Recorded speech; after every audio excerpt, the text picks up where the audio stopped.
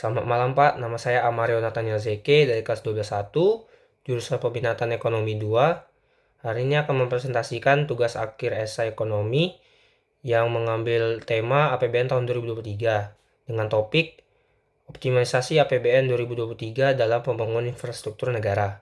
Nah, dalam pembangunan suatu negara, infrastruktur yang solid dan berkualitas menjadi fondasi utama bagi pertumbuhan ekonomi dan kesejahteraan masyarakat. Dalam konteks ini, APBN memainkan peran sentral dalam menentukan sejauh mana suatu negara dapat mengembangkan infrastruktur yang efisien dan berkelanjutan.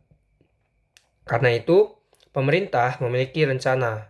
Yang pertama, mempercepat penyelesaian pembangunan infrastruktur prioritas nasional, dan yang kedua, mendorong pertumbuhan sentral ekonomi baru, termasuk ibu kota Nusantara yang ada di Kalimantan. Nah, pentingnya optimalisasi APBN dapat dilihat dari alokasi dana yang diberikan kepada sektor infrastruktur. Pemerintah perlu memastikan bahwa dana yang tersedia digunakan secara efektif untuk membangun dan memelihara jaringan transportasi, energi, dan telekomunikasi yang diperlukan. Dengan memprioritaskan proyek-proyek infrastruktur yang strategis, APBN dapat menjadi instrumen untuk meningkatkan konektivitas dan memperkuat basis ekonomi nasional dan mensejahterakan masyarakat. Nah, kalau bisa kita lihat itu yang sekarang itu seperti tiang-tiang telekomunikasi atau telkom yang dibangun di pulau-pulau yang belum ada koneksi seperti Papua, daerah Papua.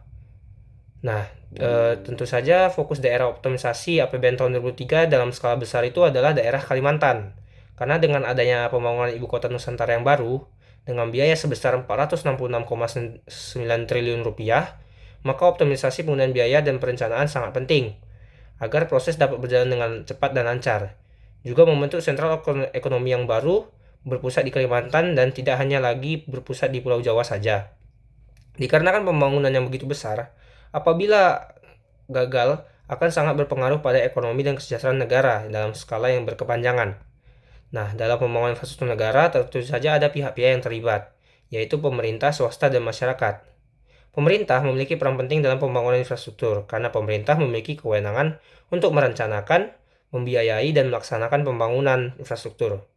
Dari pihak perusahaan swasta, terkadang memilih untuk berinvestasi dalam pembangunan infrastruktur suatu negara sebagai bagian dari upaya ekspansi bisnis. Misalnya itu pembangunan jaringan pipa dan rel kereta api di suatu negara agar negara dan perusahaan tersebut mendapatkan keuntungan. Selain pemerintah dan sektor swasta, masyarakat juga memiliki peran penting dalam pembangunan infrastruktur.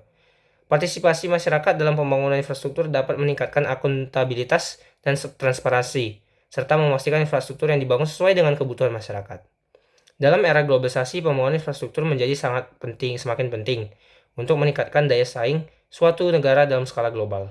Oleh karena itu, pembangunan infrastruktur yang baik dan memadai harus menjadi prioritas bagi setiap negara untuk mencapai kemajuan dan kesejahteraan masyarakat yang lebih baik.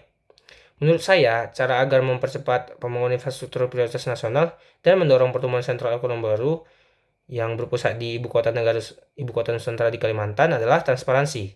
Karena dengan transparansi, dalam pengelolaan APBN merupakan kunci yang sangat penting.